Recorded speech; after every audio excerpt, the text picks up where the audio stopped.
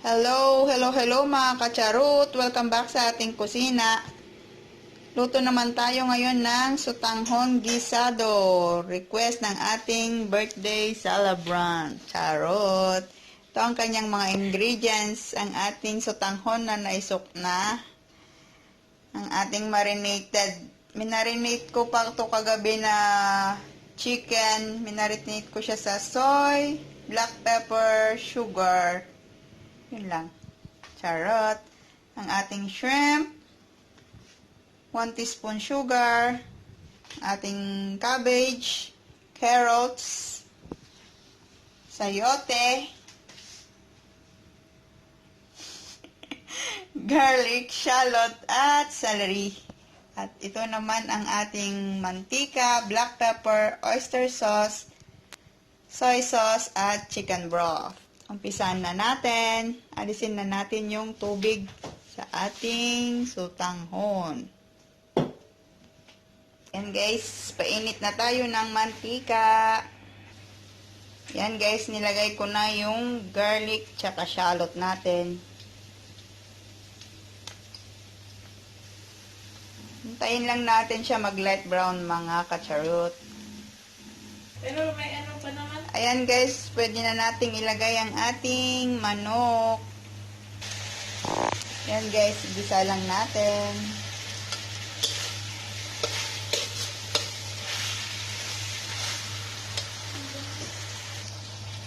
Ayan guys, lagay na rin natin ang ating carrots.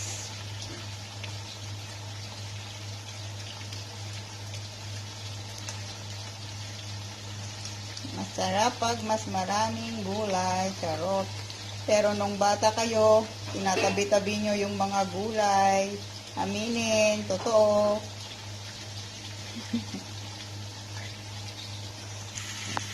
Bisa lang natin siya for a minute.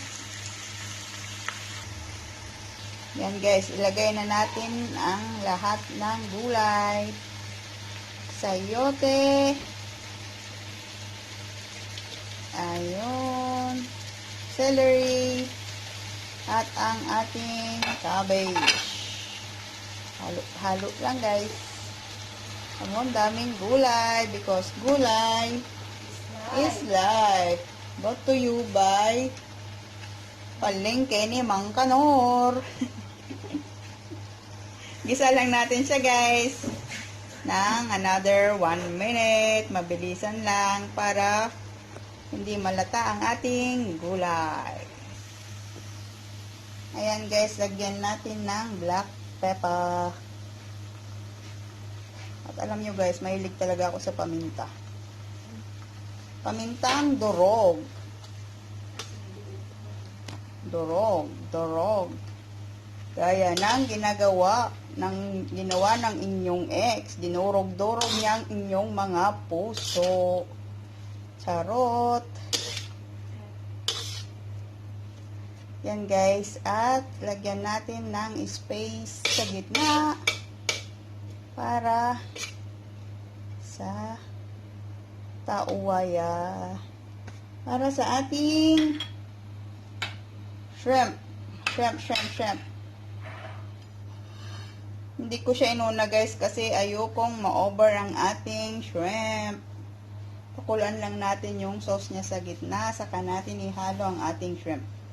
Ganun. Ayun. Langoy ka na, baby.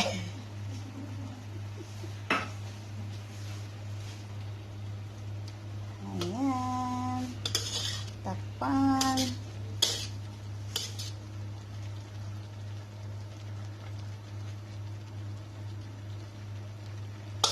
Diba? Gulay pa lang. Parang ano na guys, chop suey. Pwede nang ulamin. Charits.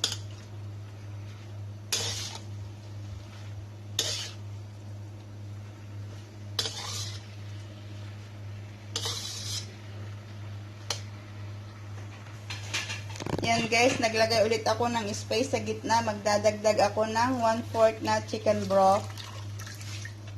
Maglagay tayo ng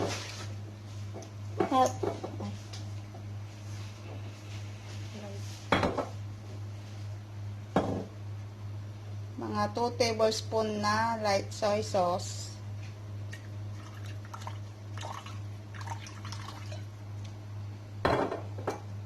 One tablespoon na oyster sauce.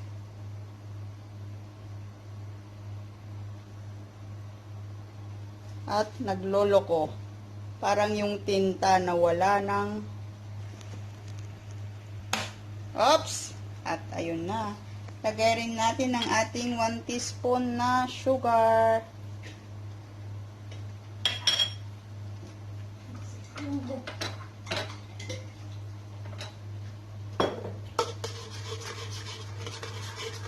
At ilagay na rin natin ang ating sotanghon. Ito na guys.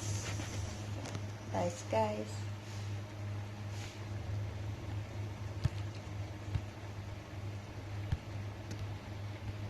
Hindi, ayaw naman na. Ano ba yan?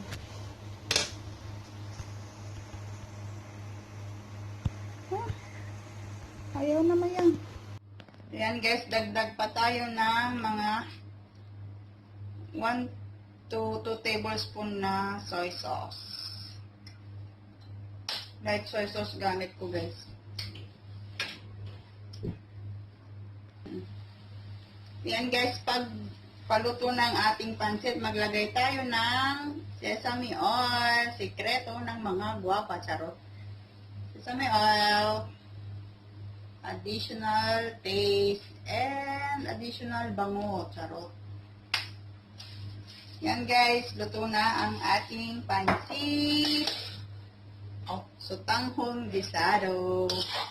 Kainan na.